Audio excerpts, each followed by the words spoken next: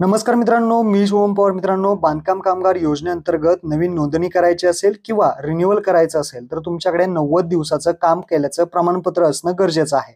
हे प्रमाणपत्र मी तुम्हाला लाईव्ह दाखवणार आहे आणि ते कशा पद्धतीने भरलं जातं, कशा पद्धतीने तुम्ही भरू शकता या व्हिडिओमध्ये तुम्हाला सांगणार आहे. तर व्हिडिओ नक्की शेवटपर्यंत पहा. चॅनलवरती पहिल्यांदा आला असाल तर चॅनलला सबस्क्राईब करून ठेवा.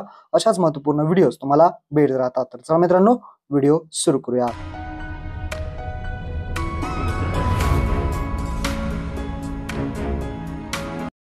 तर मित्रांनो, हे जे प्रमाणपत्र आहे याचा जो काही नमुना आहे तो तुम्हाला मी डिस्क्रिप्शनमध्ये दिलेला आहे. ते तुम्ही डाउनलोड करून घ्या.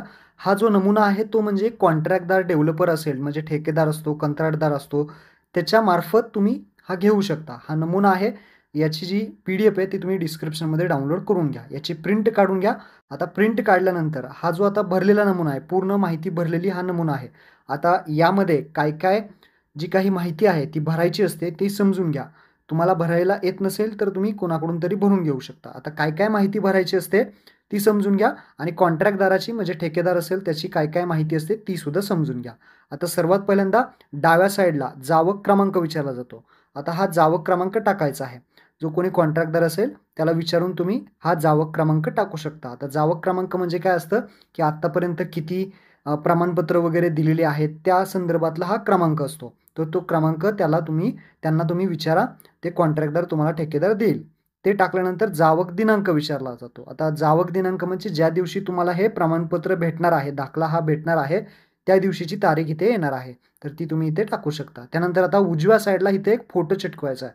काही कारणास्तव YouTubeच्या रूल्समुळे इथे काही माहिती, महत्त्वाची माहिती ब्लर केलेली आहे, लक्षात ठेवा. इथे मी फोटो चिटकावला आहे. तर इथे कामगार जो असेल त्या कामगाराचा इथे फोटो येणार आहे. आता फोटो चिटकावल्यानंतर लक्षात ठेवा, जो कोणी कॉन्ट्रॅक्टदार आहे, त्या कॉन्ट्रॅक्टदार ठेकेदाराचा इथे सही आणि शिक्का घेणं गरजेचं आहे.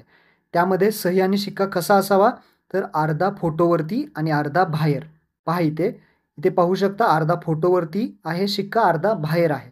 अर्धा बाहेर आहे आणि अर्धा फोटोवरती. अशा पद्धतीने सही शिक्का आणि सहीसुद्धा तशीच फोटोवरती आणि बाहेर अशा पद्धतीने कॉन्ट्रॅक्टदार ठेकेदाराचा इथे सही आणि शिक्का घ्यायचा आहे. त्यानंतर आता ठेकेदाराचा इथे सगळी माहिती येणार आहे. आता काय माहिती येणार आहे ते समजून घ्या.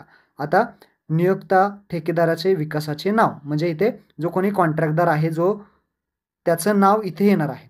त्यानंतर खाली आस्थापनेचं नाव म्हणजे जे काही कन्स्ट्रक्शन आहे ते इथे येणार आहे. आता इथे पाहू शकता मी इथे कन्स्ट्रक्शनचं नावसुद्धा टाकलेलं आहे.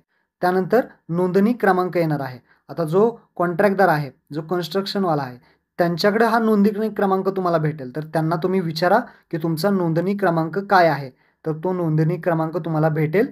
तो नोंदणी क्रमांक तुम्हाला या 3 नंबरच्या ऑप्शनवरती टाकायचा आहे. त्यानंतर 4 नंबरचा ऑप्शन आहे विभागाचे नाव.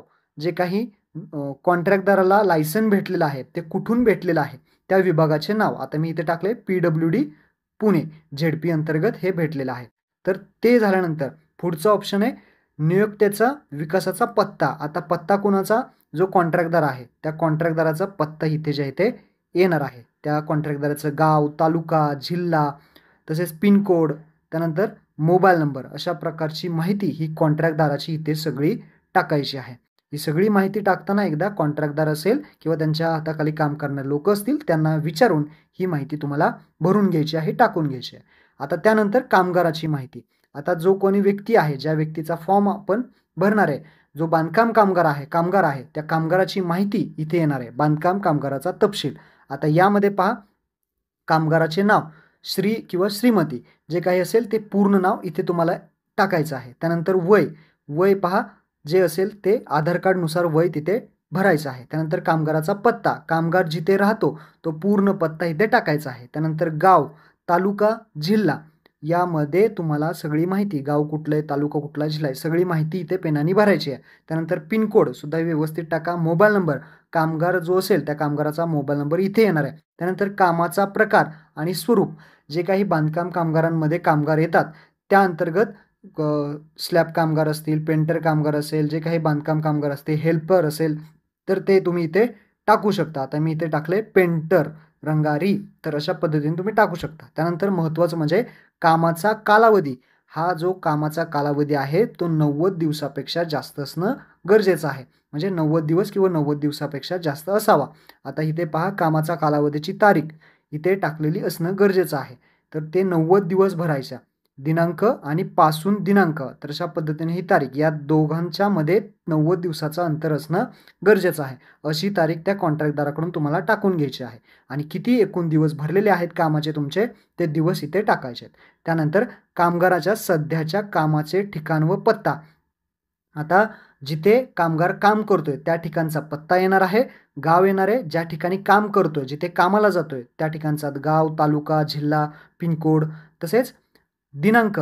जेव्हा नियुक्ती दिनांक म्हणजे काय येतो? नमूद बांधकाम कामगाराची नियुक्ती जेव्हा कामाला आपली नियुक्ती झालेली आहे, आपण कामावर जेव्हा गेलेलो आहे ते आणि दिवसाचे वेतन, दिवसाला किती वेतन भेटतंय ते टाकायचं. 400, 500, 300, 600 जे असेल ते. त्यानंतर आता महत्त्वाचं म्हणजे कॉन्ट्रॅक्टदाराचा इथे सही शिक्का घेणं गरजेचं आहे. आता इथे पहा कशा पद्धतीने घेतलेला आहे.